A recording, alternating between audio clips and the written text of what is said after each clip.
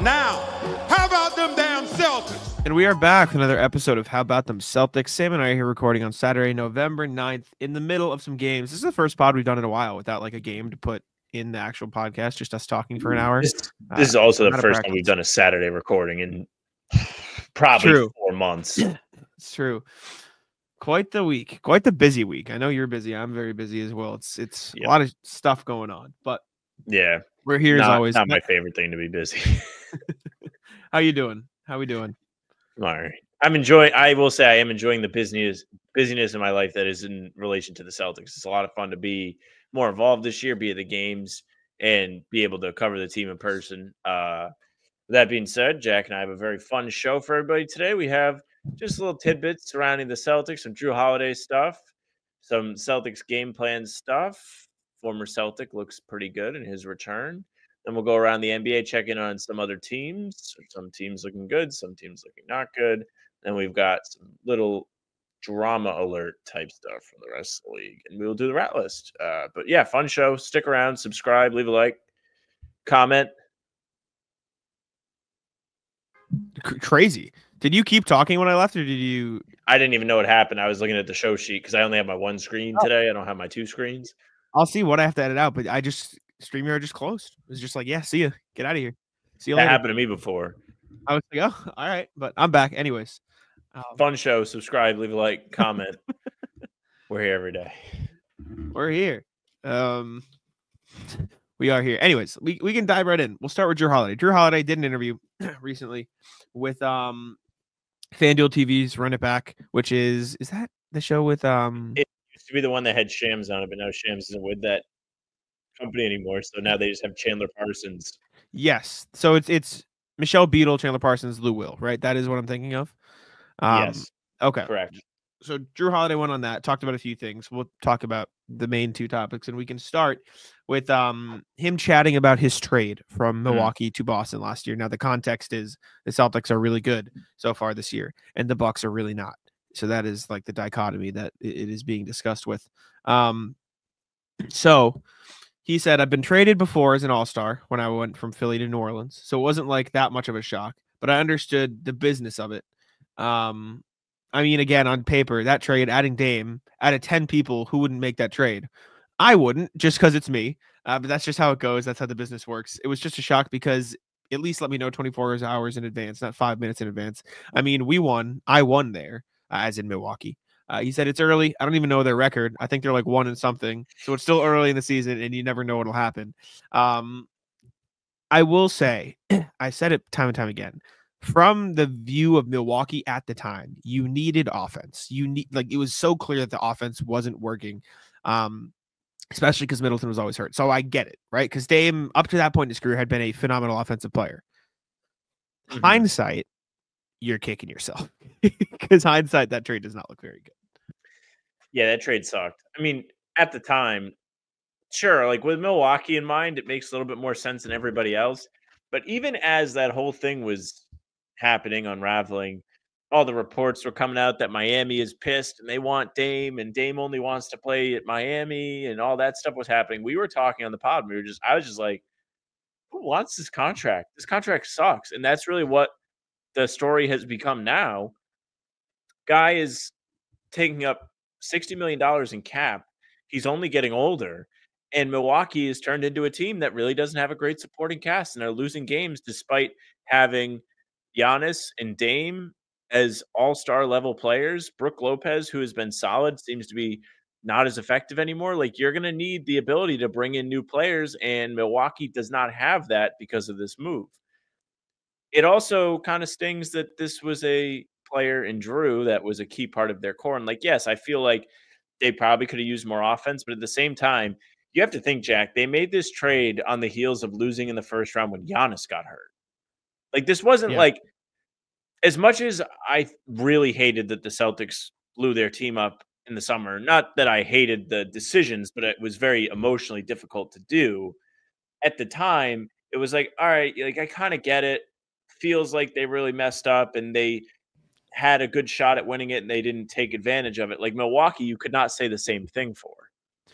I get it, but and this is going to sound really philosophical unnecessarily, but time is finite. Like, you don't get to just say, oh, we weren't healthy, let's try again next year if you're every team. Because, like, you could say that the year before for the Bucks when they fell short. Oh, Chris Middleton's hurt, we'll try again next year. Oh, Giannis was hurt this year, we'll try again next year. Maybe you just have an injury-plagued team. Maybe you need another offensive powerhouse. Maybe in fact, you need Giannis somebody... was hurt again. Exactly. Like, maybe you just need somebody who can step in and be more of an offensive punch, regardless of if somebody's hurt. Like, you can't think in the scope of, oh, this person was hurt, we'll try again next year, because it's not like they're young. It's not like they're 22 and 23 and they have it next year. Like, they are aging rapidly, and that's the context around the Bucks now, is that they're a very old team, so they don't have much time. And so I get it.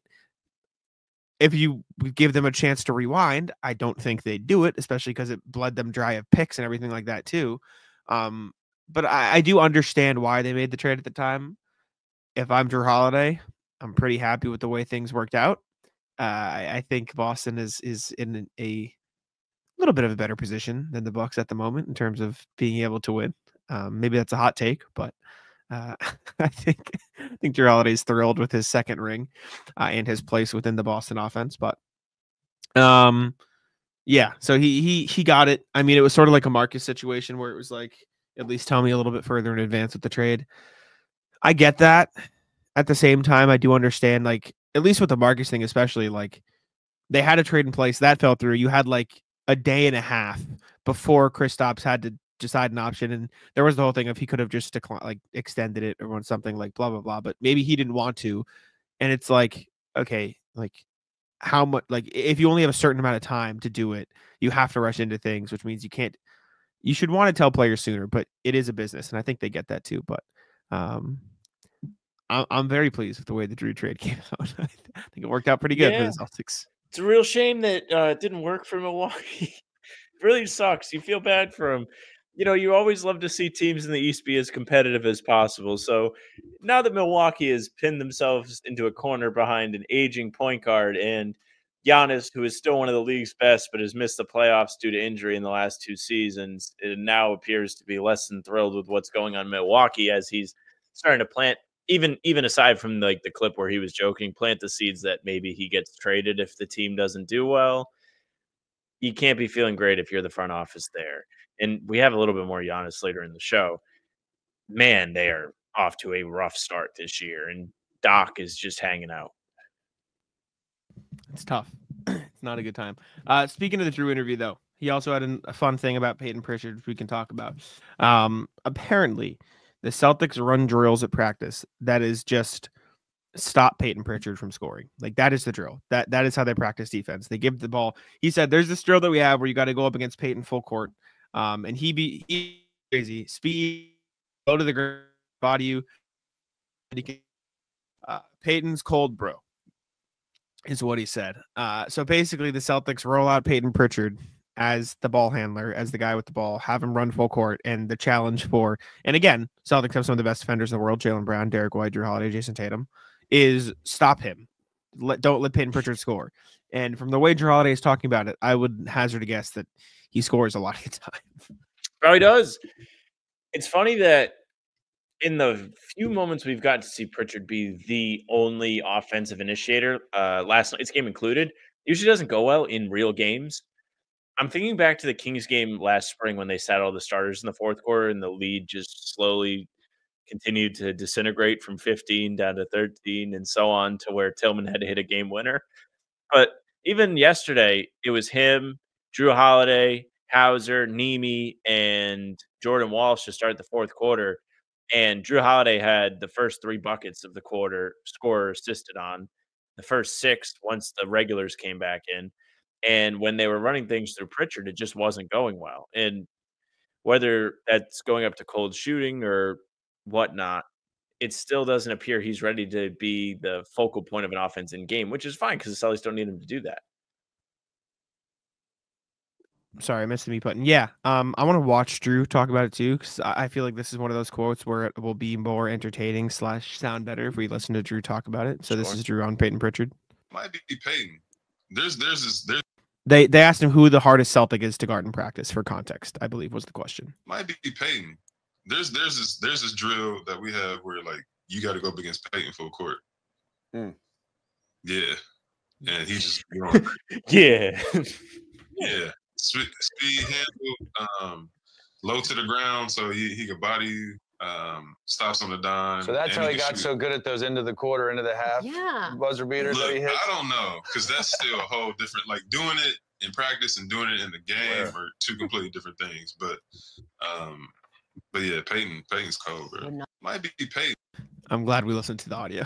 That made it much more entertaining. Dude, Payton Pritchard's insane. He's been such a monster this year. We were talking before we started recording, and just his stats are so crazy to think about. He's playing 28.7 minutes a game, averaging 16.4 points, 2.8 rebounds, 2.5 assists, only 1.2 turnovers, 1.1 steals, shooting 46.5% of the field, and 41.3% from three on 9.2 threes per game.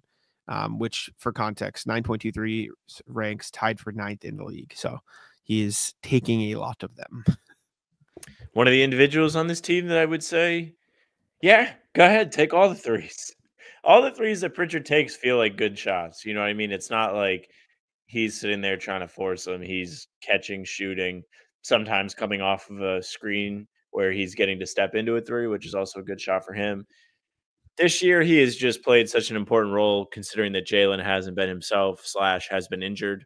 But when he was out there, he really wasn't giving the Celtics the long-range scoring punch that they had gotten used to from him. With Pritchard coming in off the bench to do that, really makes it a little bit less stressful on the team, knowing that they have this guy that is ready to be a killer. His confidence is high. He had those moments in the playoffs last year where even if it was only for 2 or 3 points a game, he was still making shots in big moments, whether they were the heaves or just a random possession where it felt like they needed a bucket and he got them a bucket.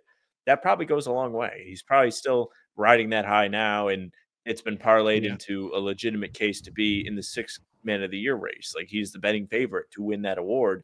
And coming into the season, he was at like plus 3,000. It was like we were doing the thing and I picked him, but it was like, in my head, it made sense. It was like, this guy, I know he can play. He's on a team that is going to be competitive. It's going to be on a lot of national TV games. And they may need him to step in with different guys resting and all that. So I was like, wow, why not? But then looks like he's done way more than I thought he was going to do. Basically, he took the preseason performances we saw last season where everyone was like, watch out for Pritchard. Did it again this year, but actually built off of it. Yeah. I mean, let me check here, 87 players averaging at least 15 points a game. He has the 7th least shots per game. So it's taking him very few shots per game to put up his 16 points a game. Do you want to guess the 6 players below him? We don't have to go through all of them, but like, do you have any guess who some of them might be? Can you repeat the category? So it is averaging at least 15 points, and it is the players who have done it in less shots per game than Pritchard. He is 7th fewest shots per game to get to that point mark. And he's averaging 11.4 shots per game. So people are averaging fewer than 11.4 shots per game to get to 15 points a game. My instinct is like somebody like Clint Capella that's like catching a lot of alley-oops or shooting a really high percentage from the field. Is he on the list? He is not. He doesn't average that many points. Yeah, he only averages 10 points a game. It's a tough category. There is one that you're going to what? I'm going to punt. I don't think it's good content if it's just me. There's one all-star. One all-star that's just super efficient. I don't know if it was an all-star last year, but like a known all-star player. No, this is super efficient. These players are super efficient is the whole point. It's because it's taken them so few shots. I'll tell you. No, right team. Jimmy Butler is averaging 16 a night and 11.3 shots. Other players, Jakob Poeltl, Bilal Coulibaly, Ben Mathurin, Christian Brown, Aaron Gordon. Aaron Gordon is averaging 15 points a game on 10 shots, which is kind of crazy. So what happens when you get all free runs to the basket thanks to Jokic? It's nuts. Also, what I've been looking at as I'm like I was just looking at stats. I was thinking in the back of my head, like, oh, most improved player. RJ Barrett's averaging 26, 5, and 7 right now, which is insane. You'll never hear about it. But also Norm Powell has gone from 14 points a game to 26 points a game. So both of those guys surely are part of winning teams. Anyways, really contributing. PrizePicks is the best place to get real money sports action. With over 10 million members and billions of dollars in awarded winnings, PrizePicks has made daily fantasy sports accessible to all. You just pick more or less on at least 2 players for a shot to win up to 100 times your cash. Run your game all season long on PrizePicks. You can now win up to 100 times your money on PrizePicks with as little as 4 correct picks. PrizePicks puts their members first, so all withdrawals are fast, safe, and secure. When my picks hit, I can get my money in as quick as 15 minutes. PrizePick also now offers Venmo for quick and easy deposits and withdrawals into your account this sports season. Sam and I use PrizePicks on the pregame show every single time. We love picking more on turnovers for opposing players. We love picking more on Jason Tatum points, on Jrue Holiday threes, on Al Horford threes. It's our favorite time of the show. Download the app today and use code CLNS to get $50 instantly after you play your first $5 lineup. Again, download the app today and use code CLNS to get $50 instantly after you play your first $5 lineup. PrizePicks, run your game. Next thing, Celtics trusting the math. A lot of stuff talked about. I asked about it. I think Gary was asking about it. I think John was asking about it. So last night as we're recording this, Celtics played the Nets. And the Nets were making a bunch of tough shots.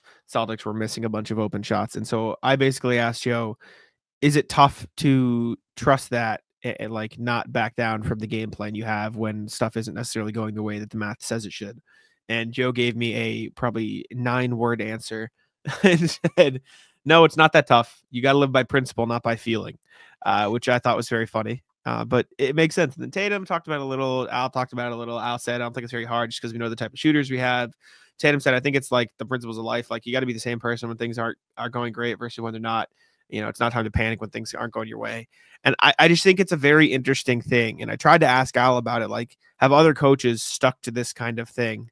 And he kind of smiled and said, like, every coach is different, but I've learned to trust Joe very quickly, which I didn't write it this way and I didn't want to interpret this way.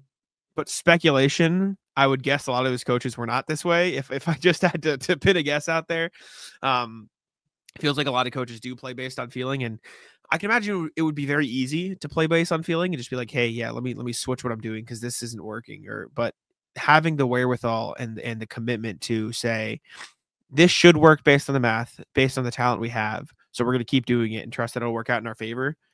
It's worked for the Celtics so far, and it worked against the Nets with a win, barely, but it's very interesting. We talked a little bit on the recap last night. I feel like with the Celtics, it's a little bit different than these other teams. And also in the Nets game in particular, the Celtics did a good job of not being entirely one-dimensional, especially when the game was up for grabs, right? In the fourth quarter, they come out, it's like a lot of layups from Jrue Holiday. They didn't have to create a lot of catch-and-shoot threes. However, when they were doing that and they stuck with it with Sam Hauser, who was not making his catch-and-shoot threes, it was pretty sick when he made the one that he did. It was like very rewarding. And it was like, look at you, Celtics. You guys believe in yourselves. Did you know he made his first 3, missed 8 in a row, and then made his last 3? A dog. Very simple. Just Crazy. Straight up is a dog. But anyways, they are a team that is so good at playing this way. And they've shown that they are so good at playing this way for a sustained period of time that you have no other choice than to commit to it and rely on it. The problem with that style of play is when you're trying to get it off the ground and you're trying to get all of us to believe in it. And, you know, Joe and Gary Washburn, just, you know, speaking of the man, would go back and forth with that quite a bit back in the day last year. But now it's not really a topic of discussion anymore because it just tends to work. Like even the game on Wednesday when they lost, I don't think any of us were like, damn, they shot too many threes, even though it felt like they weren't making the shots that they usually make. It was like, oh yeah, they're not making the shots they usually make, not they're taking the wrong shots. Mm-hmm. Yeah. I mean, it is. I also think to the point you said, like, they are just good enough to do it. Like if you are a team without the talent, like you kind of do have to consider changing up at the very least. But the Celtics also, are confident. Before we move, do you know what I'm going to say? No. Shout out to Gary, man. Gary Washburn had the funniest moment just throughout the night last night. I guess it was a multiple. The build up to the punchline of this moment was fantastic. So before the game, the pregame press conference, Gary asked Joe about Tatum getting texts. To that point, they'd played 9 games. He had 3 texts. You get suspended after 16. So he was on pace to have like 27 texts for the year if he keeps that pace up. Joe downplays it. He's like, oh, no, I'm not worried about it. I have a tech, so I have some catching up to do in that respect. I think it was first half. Tatum gets banged for a tech. We're all on the 9th floor looking down, and the more senior media members sit in the corner section, and we just see everybody and Gary, like kind of everyone's like, yo, Gary, you were sharp on this one. And to see that all playing out from above was hysterical. So credit to him. He had the crystal ball last night. For sure. Also, random thing. StatMuse tweeted out. Did you see this? Nope. What is it? So StatMuse tweeted out some Celtics erasure. They tweeted this out today. And it's the only players leading their teams in points, rebounds, and assists, and it's Jokic and Luka. And then Drew Hamlin replied with Tatum leading the Celtics in points, rebounds, assists, and steals, which they just decided to not include in their post, which... Listen, I love to clown Tatum, but Tatum's been good this year. Like, there's no way around it. His scoring has been very impressive. He's had these massive games, even with Jalen out of the lineup, and he's had to take on more attention from defenses, and he's still doing a pretty good job. Like, last night, he wasn't the most efficient. I think he finished like 40% from the field or something like that, but you really don't feel it. That's really what I look for. I don't want to watch a game where I'm watching Tatum and thinking to myself, he's really taking them out of the flow of the offense. Last night, he got his buckets, especially early, by playing a controlled style. He was just kind of playing without the ball, catching and shooting in the corner. Yeah, he was 11 of 25, 5 of 13 from 3. Fine. He did what they needed him to do. He was a big turning point in that game when he decided he was going to get out in transition and beat the Nets up the floor and get easy buckets when the three-point offense wasn't working, just to kind of tie it back to what we were talking to. Like, credit to him. He showed real leadership in that game. I was so impressed. Also, 1.8 steals per game is crazy. That's pretty good so far. He had a 6 steal yesterday. Just the passing lane for a dunk. Maybe it's because Tatum's tied with Brown at 7.2 rebounds per game, but still, I think that's excuse me. I think it's kind of lame. Yeah, Tatum's looked great this year, so he deserves any credit for the way he's been playing. He's also shooting 61.8% from 2, which is really good. I don't know what his numbers have looked like from 2 in years past, but I think that if I had to guess, it'd be a career high. Yeah, his career high before this is 55.8, and now it's at 61.8. So that's a pretty good increase, if you ask me. Although he is taking his fewest 2s per game since his rookie season, so maybe get that up a little bit. Anyways, next thing is Robert Williams, who is back. Made his return to the court for the Portland Trailblazers last night as we're recording this. Finished the night with a solid stat line, made a 3, but it's just nice to see him back on the court. Yeah, I mean, Rob was somebody who I think everybody within the Celtics community really liked. Good attitude, fun guy to watch, exciting player. And before he was traded, we had seen videos of him in the gym working on his jump shot all summer, and everyone was like, watch out, this guy, if he shoots, watch out, because his whole offensive ability with the Celtics came as being a safety valve on alley-oops, but if he could also be a safety valve shooting threes, that would really make him a fantastic fit. And it's unfortunate that he's with Portland right now because he's not going to get a lot of opportunity to play in competitive situations. Like even the game that he debuted in with his 13 points, they lost by 25. Will he get traded this year? Maybe. He's on a very good contract. He's on a very tradable contract. If he gets traded, it's probably going to be to a team that you don't like, though, which is not fun. I saw somebody tweet, the Bucks really need an athletic big man, and delete. The money would work. To work. So they got to stop this. They got to stop rooting for our guys, man, to get put on these rival teams. The reports earlier this year about Marcus going to the Knicks were devastating. I would hate myself. Anyways, let's jump over to the email here. A reminder, as always, you guys can email us at hbtcpod@gmail.com. That's hbtcpod@gmail.com. We read the emails every full podcast on Tuesday, Thursday, Sunday. So make sure to get the emails in so we can check out what y'all have to say. A lot of emails today, a lot of stuff to go over. So let's jump right in, starting with the man, the myth, the legend, Paolo Benazzi. I thought it was RJ. I was wrong, but still legend. Paolo. Quick follow-up email to his Sixers Suns game 1, talking about the Sixers in general. Quick follow-up to that email. P.S. You don't necessarily have to read them. I don't want to be annoying. Never annoying. Send us all the emails in the world. Back to the topic. I've heard other podcasters praise Paul George as a ball handler in his first game back. Okay, I only saw the last few minutes, but still, PG generated 4 assists and 6 turnovers. Was this good? And even if we were or will ever be effective, wouldn't it be like having a new Harden? He was also effective as a playmaker for the Sixers, but at the cost of depressing Maxi's talent. I wonder if I'm wrong, since the positive comments come from people infinitely more experienced than me in NBA basketball. I do think I saw a lot of people say, like, you don't want to take touches away from Maxey to inflate Paul George, because I mean Tyrese Maxey has been incredible this season, even when they were out. Obviously, it's tough to win games when you sell out for a big three and then the big three's hurt. But I have seen people say, hey, don't take everything away from Maxey just because Paul George is back. Well, at this point, it doesn't really matter. Do you want to guess Paul George's stats so far this season? Average, probably like 13 points a game on inefficient shooting. 14 on 42, 18 splits. It's a real shame.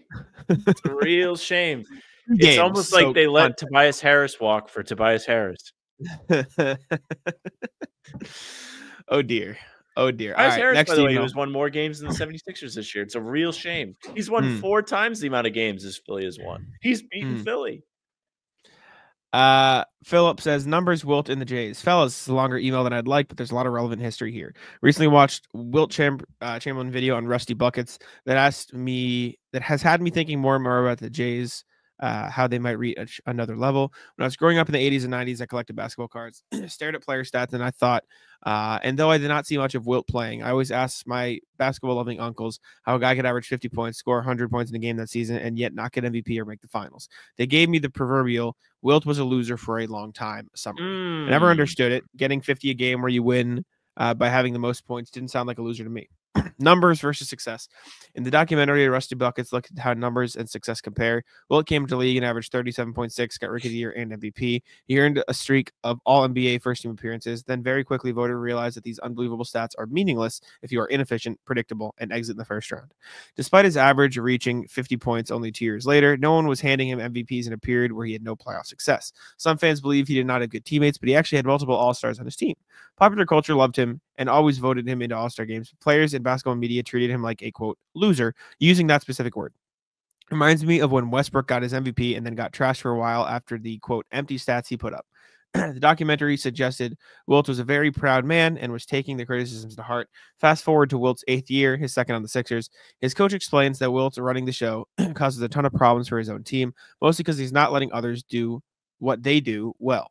The documentary suggested Wilt had to be held back as the coach roasted his style in training camp, but in the end, Wilt left with some introspection. In the 3 seasons that follows, Wilt's scoring plummeted to 33, 24, and 24, while his assists per game would jump from 5.2 to 7.8 to 8.6. He took his extra offensive efforts and put them into defense. He won 3 MVPs, dethroned the unbeatable Celtics, and earned a Finals MVP. Documentary summarized that once Wilt had finally surrendered to playing the right way and not pursuing individual accolades, real success came to him and his team. The Jays next level. This brings me to the Jays. I love both these player styles, but when I watch them play, I can feel their urge for individual success emerging several times in a game. The peak of this self-pursuit was in the loss to Indy, where they combined for 28 threes at a miserable clip while Derek White was almost perfect from the field. They say that they are settling, but I feel it's more self-serving. I realize both the Jays have improved as playmakers. That said, I think their next evolution will be in leveraging their teammates more in exchange for their more inefficient shots. If we can get rid of the step-back threes, absurdly long twos, and early ISO hunting and replace them with quality looks from KP, D. White, Jrue, Hazard, PP, and Al, the entire team will become more efficient. Also, when crunch time comes around, there'll be more uncertainty for what their opponents can plan for. What do you guys think? Can the team take a step forward if the Jays take a lesson from Wilt's career? All the best, Phil. I feel like they did. Yeah, I feel like maybe there still is a little bit of improvement to go, but I think that the missing link here, not that what you're saying is wrong, because I agree with the principle, is a lot of the good shots created for Derek White and Jrue, all those people, come from the fact that Tatum and Brown are able to leverage their amazing individual play, if that makes sense. Yeah, I think last year in particular, you really saw a lot of the sacrifice. It was something that was talked about all the time in press conferences. And anytime these guys were really in front of a microphone, they would talk about it. And some of the precedent was set by guys that came in, like Jrue and Porzingis, who had been, and Jrue was on competitive teams in Milwaukee, but Porzingis just on like loser-ass teams for most of his career. And they come to the Celtics and they're just like, yeah, whatever you need, like, we'll do it. And the Celtics guys, Tatum and Brown, see that. And they're like, oh, yeah. I mean, Jag and I talk all the time, especially about the MVP. If Tatum is to win MVP this year, it means the Celtics are probably not playing well. Now, he might be putting himself on track to be there at the end of the year. But even then, like, there are times this year we don't think the Celtics have looked the best. And they're going to be at their best when everyone's healthy, first of all, but also if everyone is being used to their proper ability and usage rate. You're not just wasting talent out there to watch other guys dribble. Yeah. Basketball season is back, and I could not be more excited. Getting to watch my favorite team live in person is my favorite time of the year, and I get all of my tickets on Game Time. Game Time is the perfect app to use for all of your ticketing needs. It filters out the fluff to show you only incredible deals on great seats, so you don't have to waste time searching through thousands of tickets. It brings the best prices, the best deals for you to go watch live basketball right to the front. But it's more than basketball season. The Patriots are back, and the Chargers are coming to town very, very soon, and it looks like you can get a great deal to that game. Justin Herbert going to come to Gillette Stadium to hopefully play Drake May. He did get the start recently, so that should be a very, very fun quarterback matchup as well. My favorite part of the app is the fact that you can filter out the fees, you can look at the best deals, and it highlights what it believes are going to be the best deals for you to get the exact type of ticket you want. Curation makes it easier to save more on sports, concerts, comedy, theater, everything you want. I saw Noah Khan over the summer. I use Game Time to get my tickets. All-in pricing is another part that I absolutely love about the app. Toggling the feature shows the exact total upfront. Like I said, filters out the fees, tells you what you're paying with everything included. It is perfect. Take the guesswork out of buying tickets with Game Time Picks. Download the Game Time app, create an account, and use code CLNS for $20 off your first purchase. Terms apply. Again, create an account and redeem code CLNS for $20 off. Download Game Time today. What time is it? Game Time. Yeah, it's an interesting balance, I think. I will say we talked about principles versus feeling, and that last Tatum shot we got felt like all feeling. So I do wonder what the difference is between. I know what I was feeling. Anyways, next email. This time from RJ. He says, Nimi. Morning, folks. Even though it was a loss, I'm going to look at the bright side. This is after the Warriors game. We haven't checked the email in a while. His name is Neemias Queta.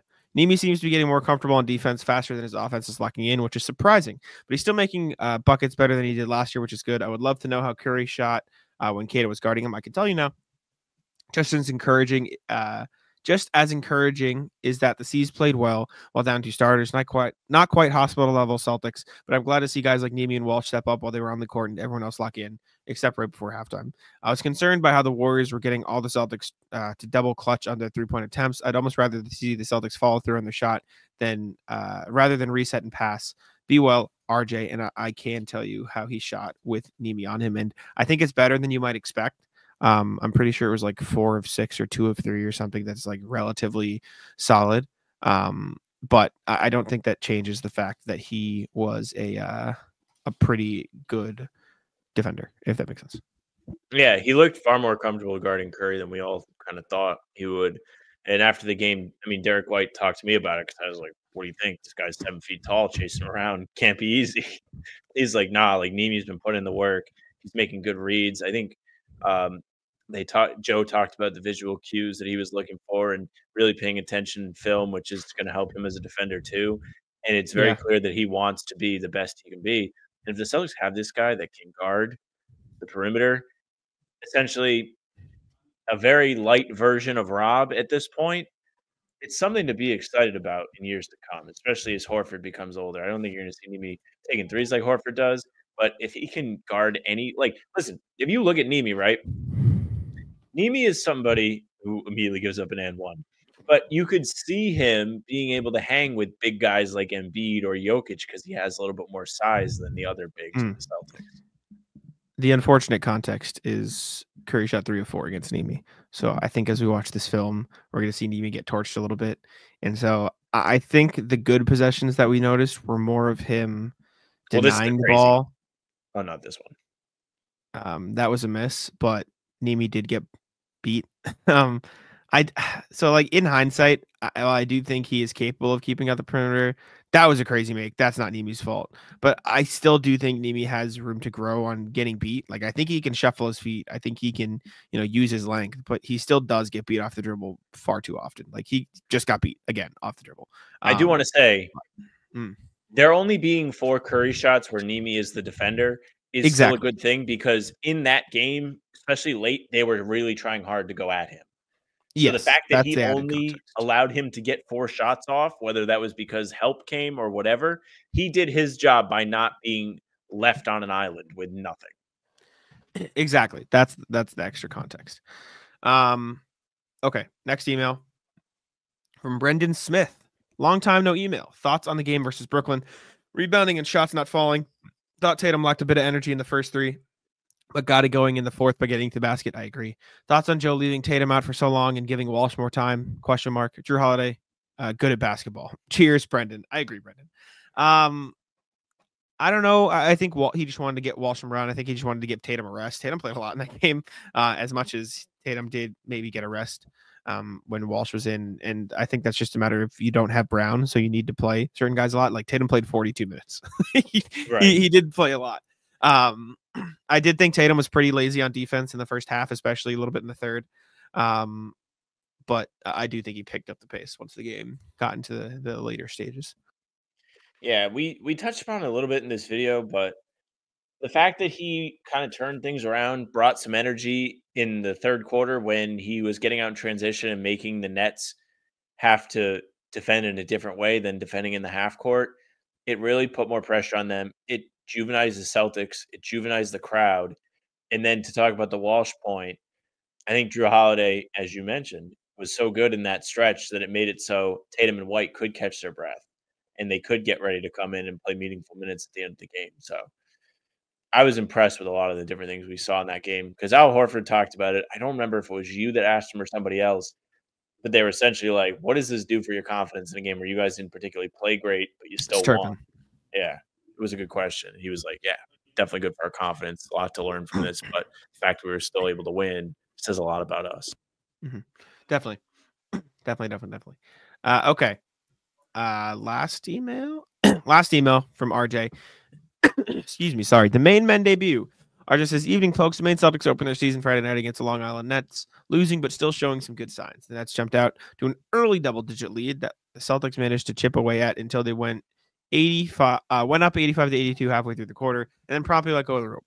Nets closed the quarter on a 25-4 run. Maine managed to trim that deficit, but wound up losing 129-123. JD Davison kept up his all-G League performance with 31 points, 12 assists, 8 rebounds.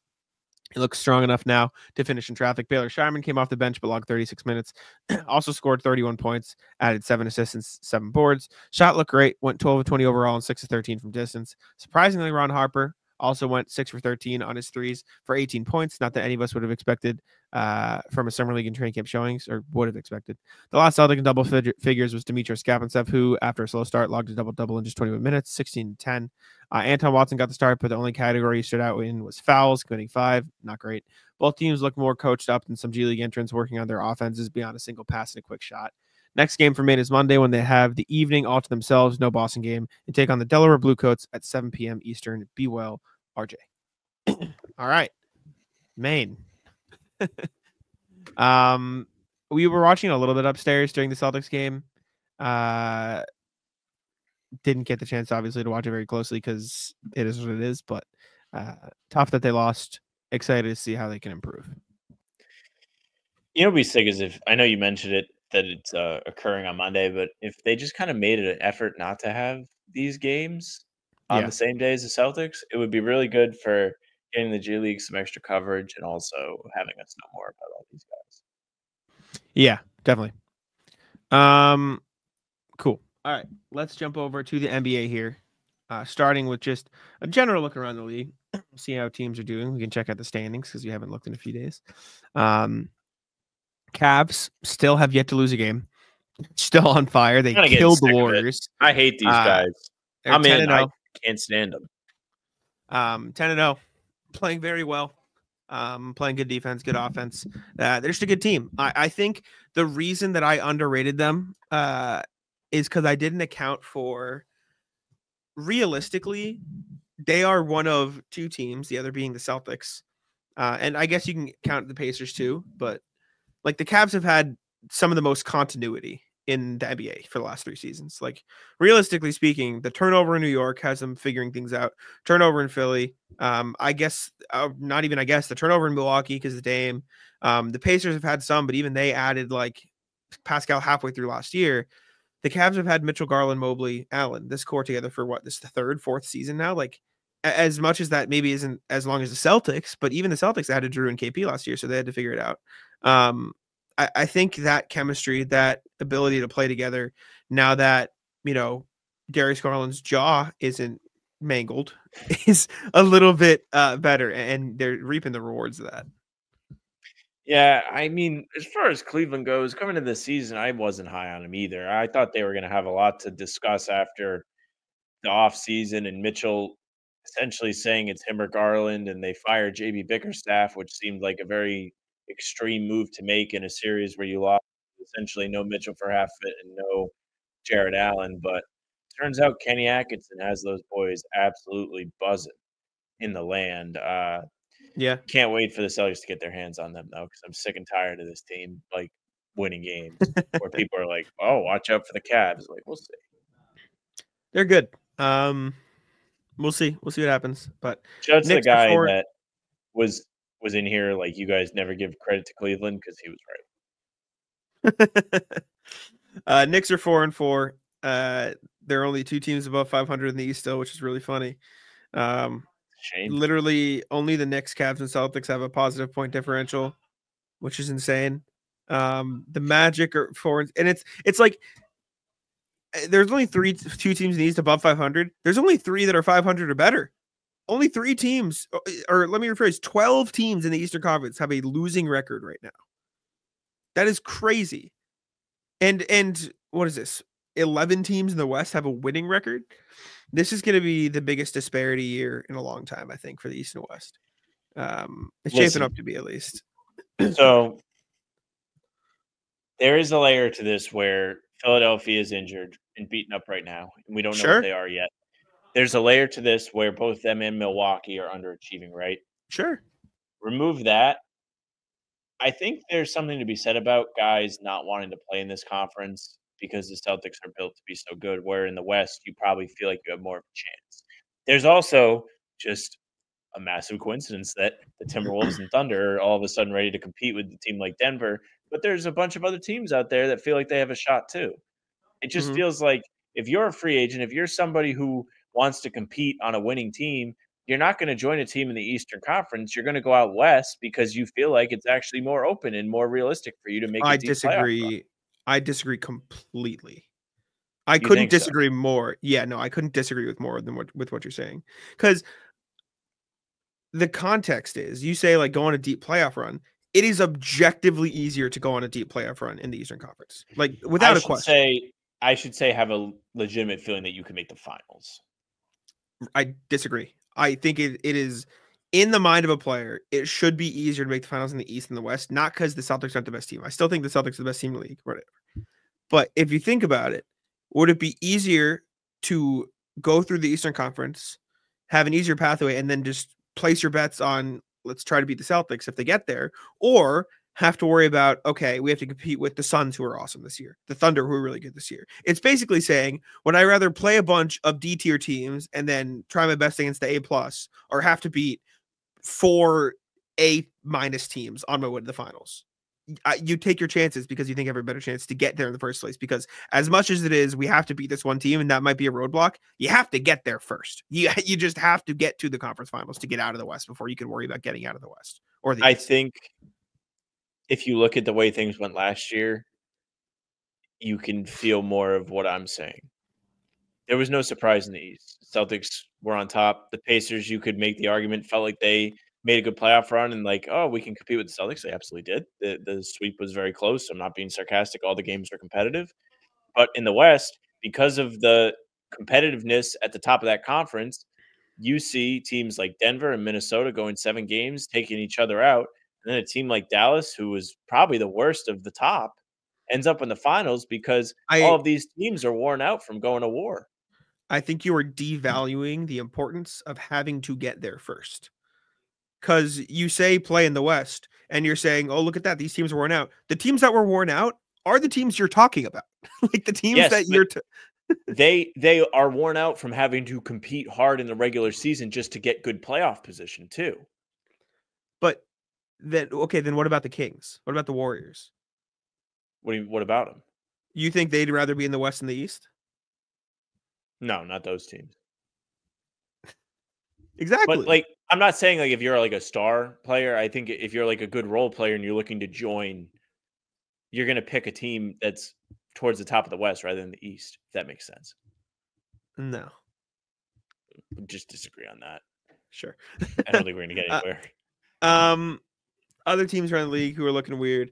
The Heat haven't put together. The Heat, something I've seen about the Heat, they are apparently like really, really, really good, but they just lose every third quarter by like 20 points. Like they like through their first 9-10 games, they have lost like every single quarter. Let me find it. Let me see. I want to see their like points versus their point differential in every quarter. So the Miami Heat in the first quarter. I saw this on Twitter. Let's see. First quarter Miami Heat average win by they're a little bit above even. They're 0.4, right? They're not terrible. They're pretty fine. Second quarter Heat plus 3.9. They're winning second quarters by 4 points. Pretty good. Fourth quarter Miami Heat winning by, let's see, 1.5, winning fourth quarter. So they're winning 3 out of 4 quarters. And then in the third quarter, the Miami Heat are, am I wrong? Have they turned it around? Or wait, did I not just adjust the filter? They're losing third quarters by 7 points per game. Not fun. So, not a great thing for the Heat, who are 3-5. Out west, everyone is monstrous. Stuff. Yeah. So Philly and Milwaukee continue to be bad. We kind of touched on it. Maxey is now hurt. Embiid is going to come back to play against the Knicks in the NBA Cup opener. So there's that to look forward to after he's been suspended. Then Milwaukee still sucks. And Giannis looks less than thrilled with everything. There's a clip of him that I put in there from Reddit where he's talking to somebody off camera, might be media, might be a player. But he's like, yo, if you don't want to be here, you don't have to be here. Yikes. Here, I'll play the clip. Whenever the ball swung, they were driving and kicking. They got so many wide open threes. They got in the paint. Hey, man, if you don't want to be here, you can leave. If you don't want to be here, you can leave. I'm being honest with you. They played great. Do we think he's talking to a reporter there? My guess is reporter. That's what I think. I think he's looking close. Like, it doesn't look like he's looking off in the distance. It looks like he's looking right at somebody that's like 2 feet in front of him. It doesn't look like he's talking across the room. He didn't raise his voice or anything either. Yeah. Either way, not good. This is the rest of the clip. Okay. He basically said, I mean, he just kept going. He didn't talk anymore to that player. But if you're going to go out there and you're not going to compete, you're not going to win the game. A different angle. You don't win the game. But at least just give yourself a chance. We came to New York. We played great last night. We came to New York. We lost by 30.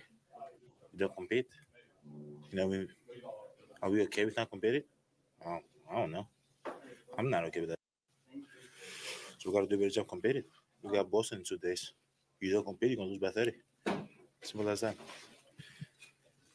Ball got to move, but body got to move too. Your body got to move. Like, if you don't create space, you're not in the right position on the floor, like, you're not going to be able to get in, no matter what you do. You know what I'm saying? Even if you're willing and your intent is to get in the paint, you got to be in the right position. You got to move. You got to create space for the guys to get in the paint.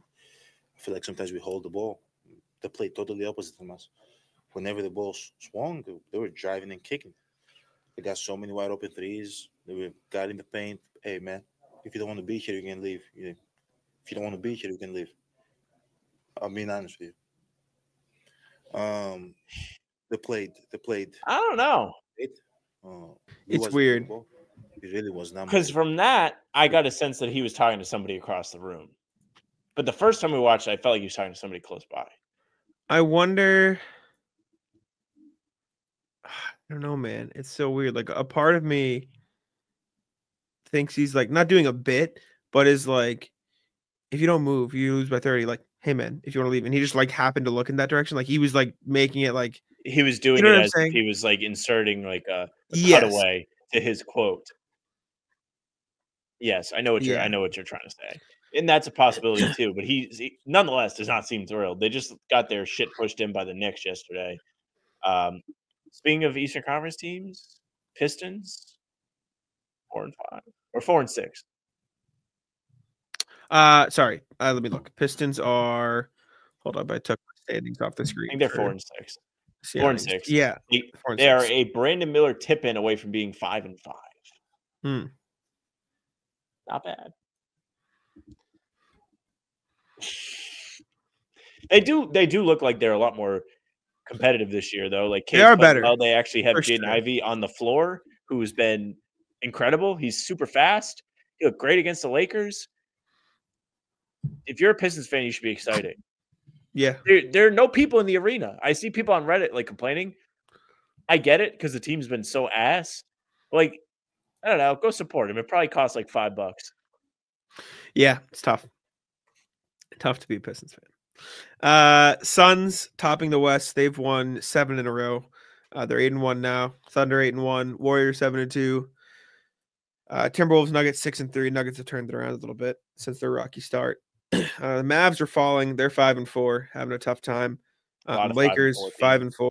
Yeah, a lot of 5-4 teams. Lakers, Rockets 5-4. Kings 5-4. Spurs even in there at 4-5. They're still fighting to stay in that little race. The really only teams who look completely out of it are Portland and Utah. Portland's 3-7, Utah's 1-7. Pelicans also 7. So but you can't really tell because you don't know how the injury things are going to work out. But they've been rough so far. Well, the injury stuff makes it feel like they are not going to be in it. To segue, Zion now out for an indefinite amount of time. Shams reported on a hamstring injury from Zion and essentially gave us no information other than he's going to be out for an indefinite amount of time. Tweet reads, New Orleans Pelicans star Zion Williamson has suffered a hamstring strain and is out indefinitely. Williamson will be reevaluated in the coming weeks. So no number of weeks, no number of games he's expected to miss. He's just going to be out a while. This goes in with DeJounte Murray having a broken hand. Not a good time to be a Pelicans fan unless you want them to tank. And it's a very good time to be a Pelicans fan because you also have Milwaukee's pick. Yep. Do you know who has Philly's pick? Top 6 protected? You bet your ass it's the OKC Thunder. That it is. Oh, God damn it, bro. Fucking bullshit. They're going to get Giannis in a couple years to be a pain in the ass. Who's this? OKC? OKC. You think he's going to go play in OKC? Why not? Oh, just for the package of picks, you mean? Yes, in a trade, yes. Mm-hmm. They have the power to go get anybody. Mm-hmm. But yeah, Zion's hurting definitely. Pelicans are looking in a rough spot.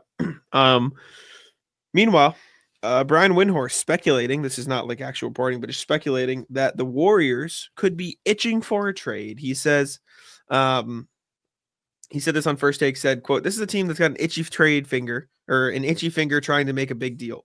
And it makes sense because they have started off really, really well. They've gotten off to a 7-2 start to the season. Obviously beat the Celtics. Steph Curry looks awesome. They have the second best point differential in the Western Conference, the third best point differential in the NBA.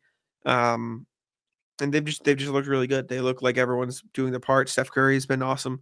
Buddy Hield looks like a 6-man of the year candidate, just like Payton Pritchard does. And they have salaries and stuff to go make a deal. Obviously, maybe you don't want to give up on Jonathan Kuminga if you don't want to mortgage the future, but you still got Podziemski. You still got some other young guys too, who, if you do trade Kuminga, you could say, okay, we still got this. We still got some pathway moving forward. But Wiggins makes 26 mil. Melton makes 13 mil. Payton makes 9 mil. Kuminga makes 7.6 mil. Like they've got the salaries to make a swing. It's just a matter of who could be available and who they want to go get.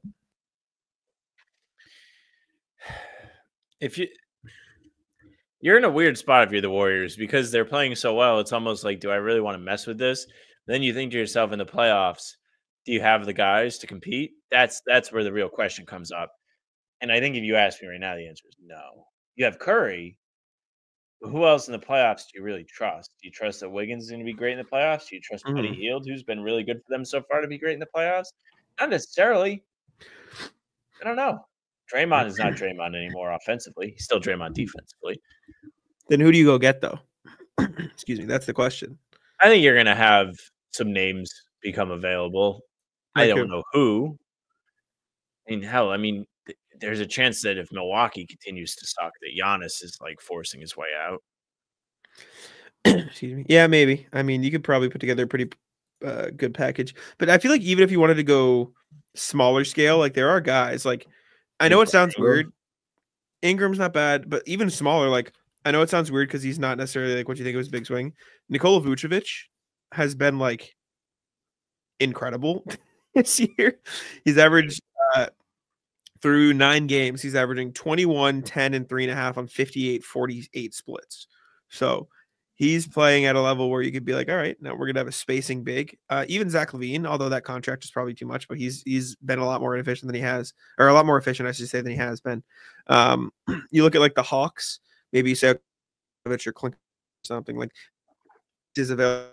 I just don't know level. And I mean, you can poach the Nets too. Cam Johnson, Nick Claxton, like there are poachable pieces.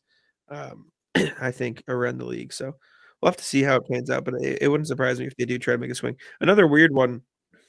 I don't know if the Heat would do it. If you had a chance to get Jimmy Butler, a little bit weird. I think, but if you're talking about playoffs and wanting stuff, you know what I'm saying? So what I'm about to say is actually going to completely contradict the playoffs angle. If you're the Warriors, you might be looking at Ben Simmons being like, well, we've won with Draymond for years. Mm-hmm. Very similar skill sets. Like Ben Simmons sets good screens. He's a pretty decent distributor of the ball. Like if he was playing alongside Curry, it could probably be a really good fit for him, and he could fit within the team. He plays defense still. It's just a question of whether or not you want to take in that money. I mean, you probably don't have to pay much for him at this point in a trade, so it might be worth them exploring. But at the same time, you already have Draymond, so you don't really need Ben Simmons. That's the question. It's true. For what it's worth, Wiggins, Melton, and Gary Payton plus picks works for Jimmy Butler. If the Heat wanted, like, okay, we'll get off his salary a little bit earlier. We'll have Wiggins' salary, but it's $20 million cheaper, and he looks like he could be turning it around. Melton, Payton will be off the books after this year. We'll get 2 picks. Won't have to worry about extending. It's not terrible. Maybe you push for Kuminga, but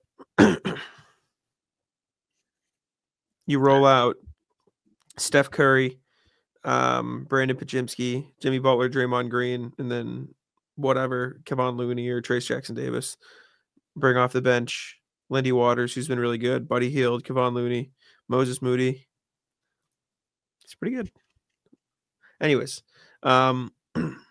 last NBA thing before the rat list is JJ Redick has been ripping into D'Angelo Russell and the rest of his team publicly.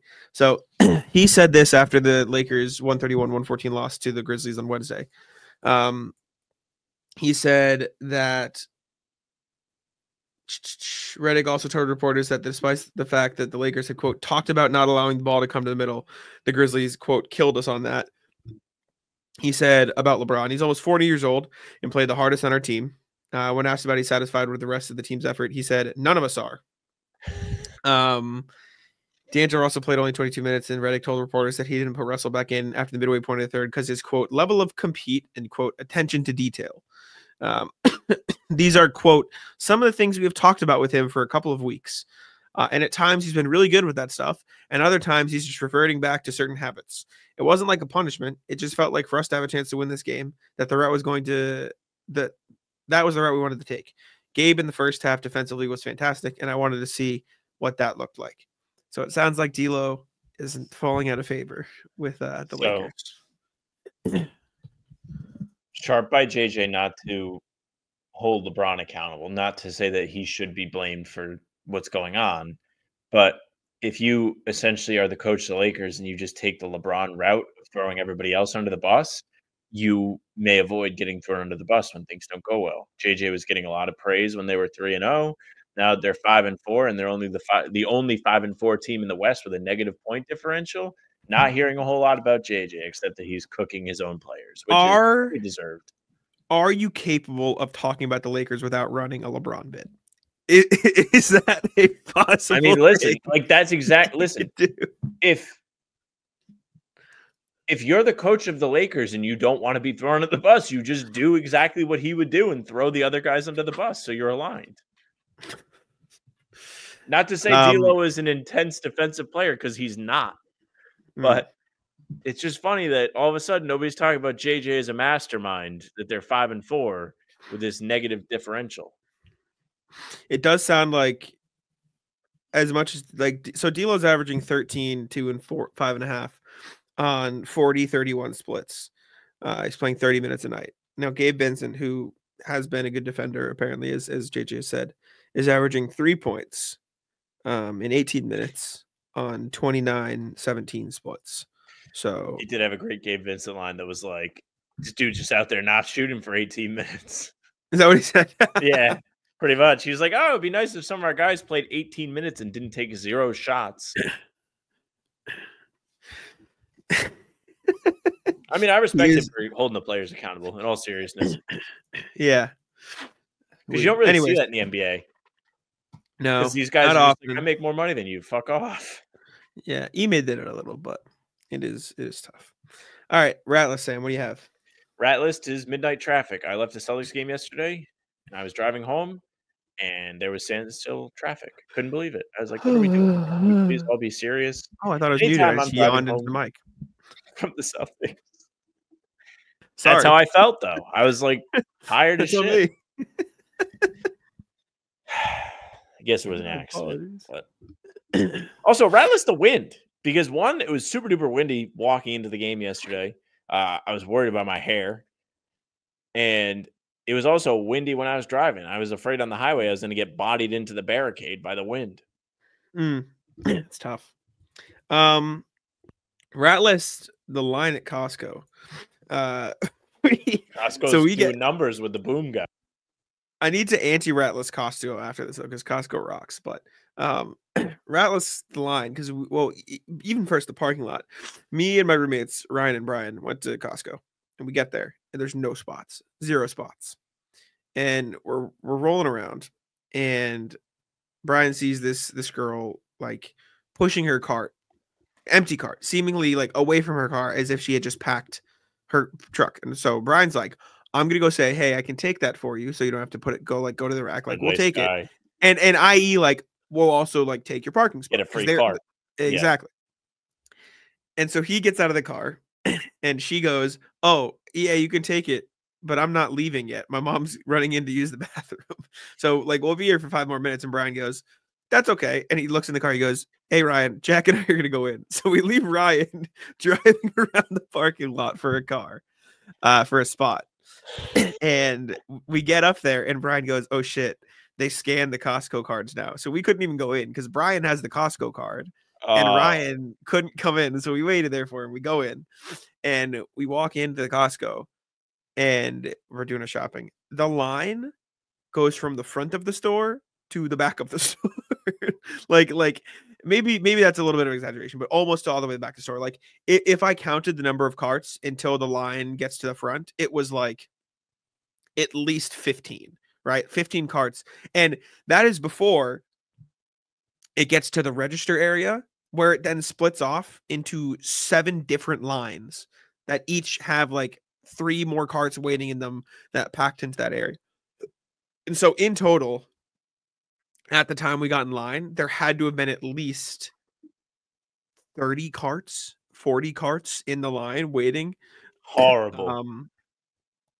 That said, that ruined my day. Did you get a double chocolate cookie? That said, as me and Brian were in line, we sent Ryan. We go, Ryan, go get us 3 chicken bakes. Yeah. So Ryan goes to the front. We get 3 chicken bakes. He turns to us as we're waiting for the food. We just finished paying for the like stuff we got. He looks, he goes, I got us a double chunk chocolate cookie to split. Yes. So we did get a double chunk chocolate cookie. And guess what? Phenomenal cookie. Yep. It's so good. However, Better or worse than garden cookies?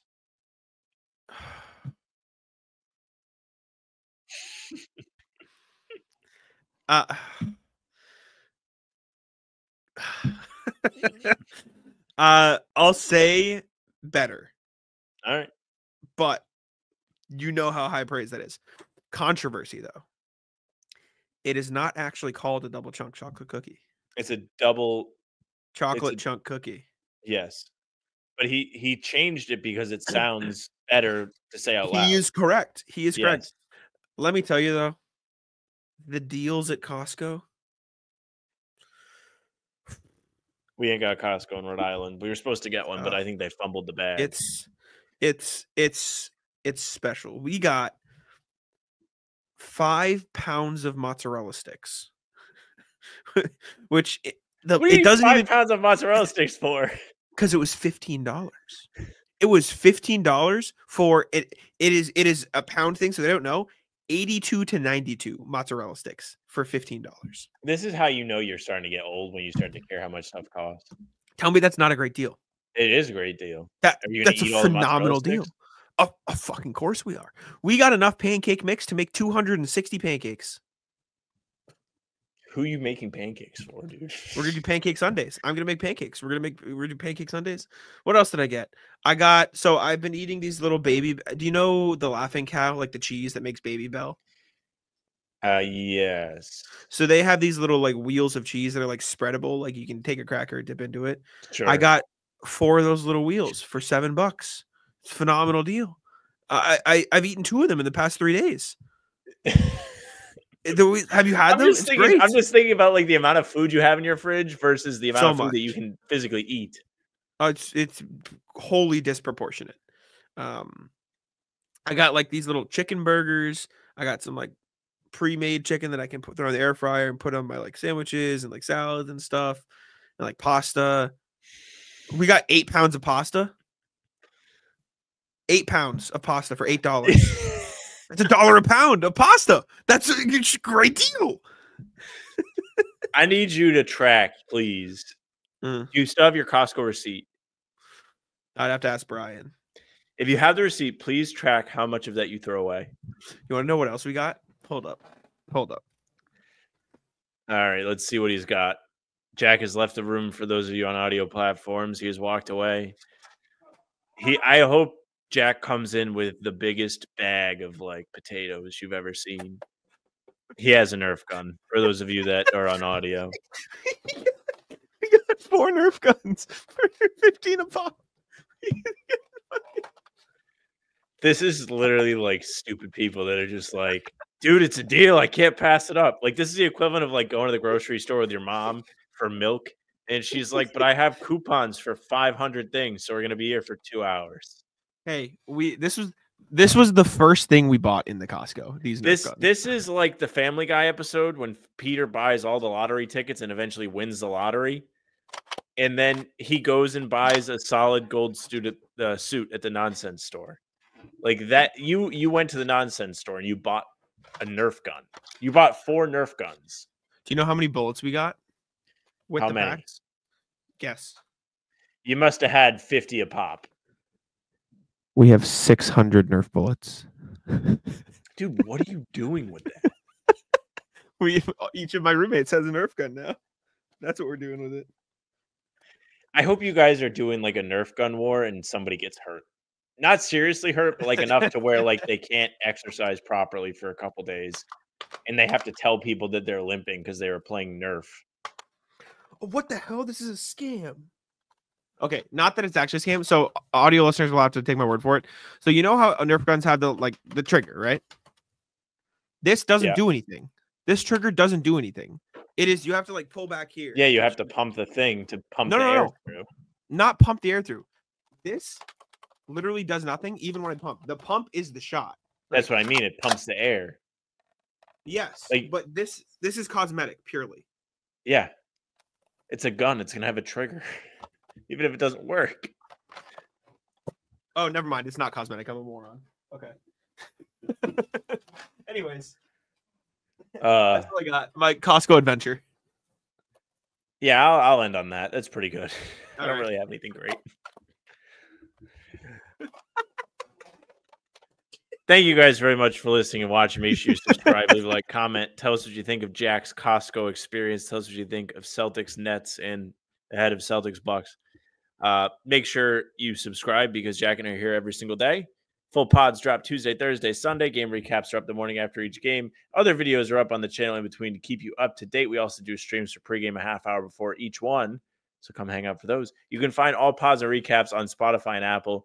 If you follow us there, those will go right into your feed. Leave a 5-star review. We'd appreciate it very much. You can email us, hbtcpod@gmail.com. What is the craziest thing you have bought when you have gone out grocery shopping that you do not need? Let us know. hbtcpod@gmail.com. The socials are at How About Them C's. For Twitter, Instagram, TikTok, Facebook is just the name of the podcast. All streams are there. They're on Instagram now, and they're on Twitter. Jack's Twitter is at JacksOneNBA. Mine is at Sam LaFrance NBA. It's at Frost. Bye. Taco, come on. Taco's having some fun here.